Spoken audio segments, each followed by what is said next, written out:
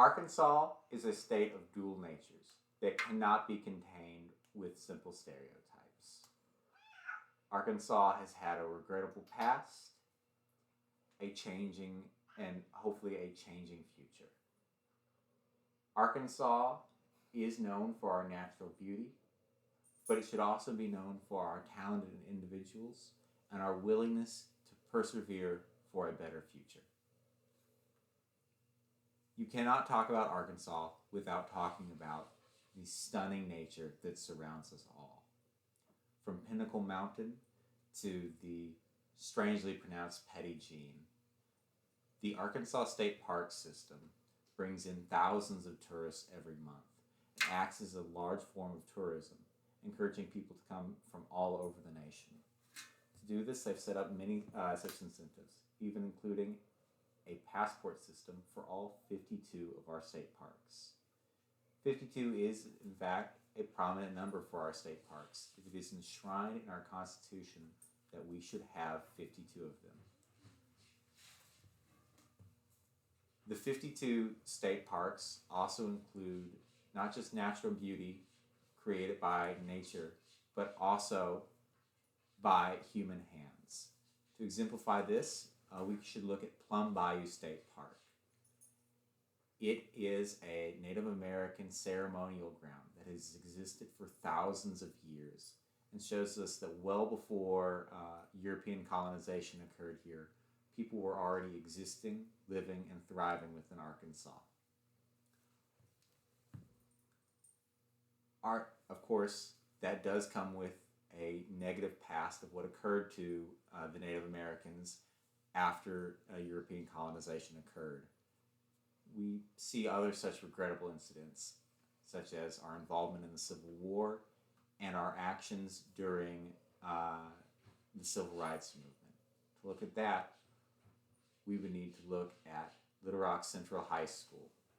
In 1957, a few years after the courts ordered that all schools in the nation need to desegregate, Little Rock Central High had 9 African American students ready to enroll within its classes. On the first day, when they were ready to go get their rightful education, they were met by a hostile mob that prevented them from their right. Sadly, this mob was not just made up of Arkansans, but also the Arkansas National Guard. In fact, it took the president sending in the United States military to eventually get those 9 students in. While those children were stopped by the hatred and vitriol that does run through Arkansas, they also showed off a true Arkansan spirit, the dedication to see hard things through, the ability to look to a brighter tomorrow. Little Rock Central High School is still open, and of course it is a fully integrated school. And now you can find those 9 students' visages permanently immortalized within the state capitol in a series of statues. The very state capitol that one time tried to stop them from their right. Arkansans don't just shine bright in the darkness, though.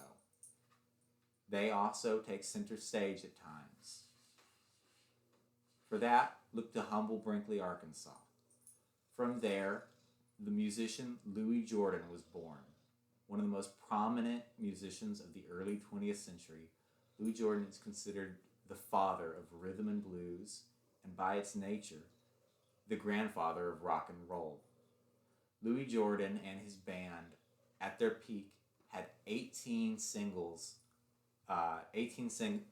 hit #1 spot in the 1940s.